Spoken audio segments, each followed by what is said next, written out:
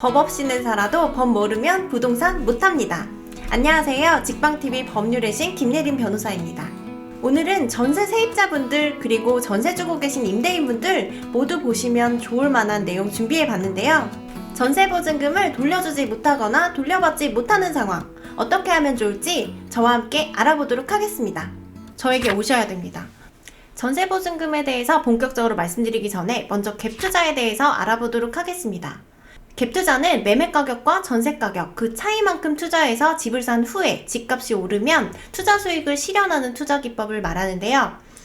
20대 주택을 구매한 사람 중에 2명 중 1명은 갭 투자로 집을 샀고요. 30대는 3명 중에 1명이 갭 투자로 집을 샀습니다. 그런데 문제는 갭 투자로 산 집에 들어간 세입자인데요. 깡통 전세라고 혹시 들어보셨나요? 깡통 전세라는 것은 대출 금액과 전세금의 합계가 집값의 70%를 넘어서는 경우를 말하는데요. 한마디로 말씀드리면 전세금을 떼일 우려가 매우 큰 집을 의미합니다. 자, 깡통 전세의 가장 큰 문제점.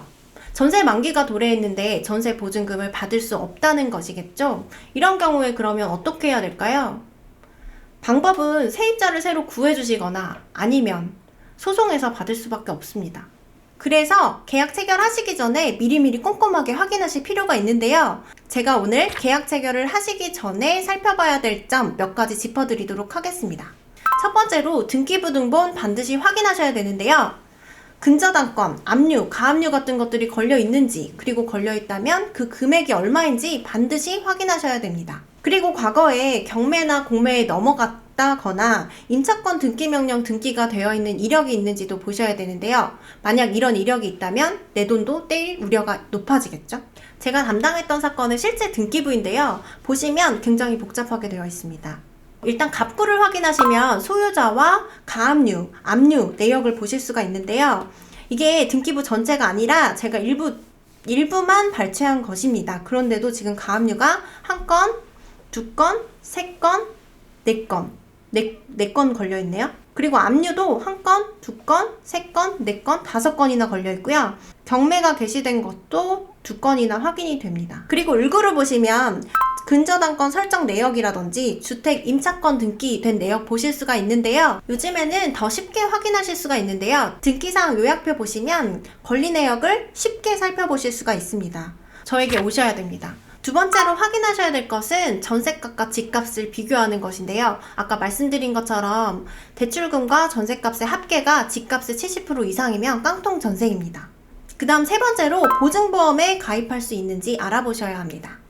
보증보험이라는 것은 전세기간이 만료됐는데 집주인이 보증금을 돌려주지 않는 경우에 보증회사에서 대신 보증금을 지급하는 제도입니다. 가장 대표적으로는 허그와 SGI가 있는데요. 상품은 거의 유사하다고 보시면 됩니다. 그런데 허그의 경우에는 전세계약 기간이 절반 이상 지나기 전에만 가입하실 수가 있고, SGI 같은 경우에는 계약 개시일로부터 10개월 이내 가입하셔야 합니다. 그리고 보증 대상으로는 단독, 다가구, 연립, 다세대, 아파트 모두 가능하고요.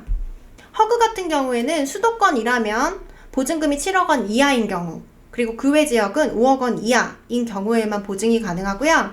그리고 SGI는 아파트라면 보증금에 제한이 없고 그 외 주택은 10억 원 이내의 범위에서 보증을 해주고 있습니다. 보시면 아파트와 달리 단독 다가구 주택 같은 경우에는 보증보험 가입률이 7%밖에 안 된다고 합니다. 그 이유는 보증보험에 가입하는 절차가 조금 까다롭기 때문인데요. 보시면 제출해야 되는 서류가 굉장히 많습니다. 그 중에 가장 문제가 되는 것이 타 전세계약 확인 내역서인데요. 내가 들어가려는 주택에 다른 세입자가 있으면 그 세입자들의 전세기간은 언제까지인지, 그리고 전세금은 얼마인지 내가 직접 조사해서 임대인의 동의까지 받아서 제출해야 되는 것입니다. 그렇기 때문에 쉽지가 않겠죠? 그리고 보증료율도 아파트에 비해서 조금 비싸다는 단점이 있습니다. 저에게 오셔야 됩니다. 자, 이렇게 해서 임대차 계약을 체결했다. 그렇다면 그 후에 하셔야 될 것 제가 몇 가지 짚어드리도록 하겠습니다. 먼저 확정일자를 받으셔야 되는데요. 대항력을 유지하기 위해서입니다. 대항력이라는 것은 쉽게 말씀드리면 등기한 것과 같은 효력을 유지하게 되는 것인데요. 이 대항력을 갖추려면 어떻게 해야 되느냐? 먼저 집을 인도받으시고 그 다음 전입신고 하신 후에 확정일자까지 받으시면 됩니다.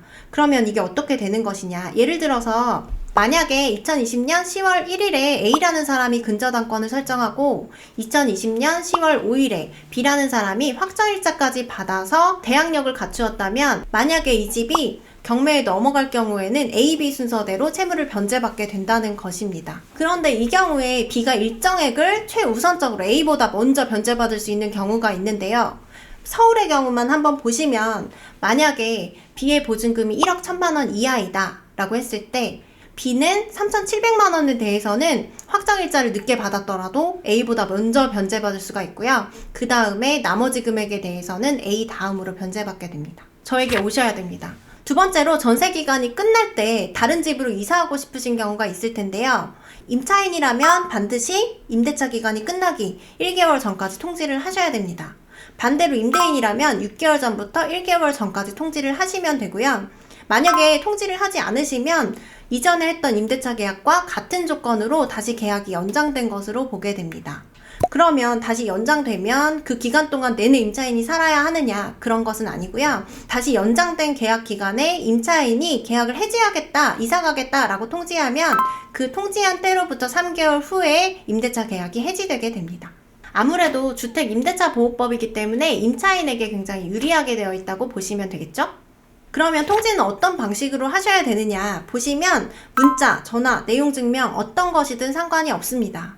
그런데 이왕에 내용 증명으로 하셔서 증거를 확실하게 남겨두시는 것이 중요하겠죠? 내용 증명 쓰시는 것 어려워하시는 경우가 많은데요. 그냥 간단히 쓰시면 됩니다.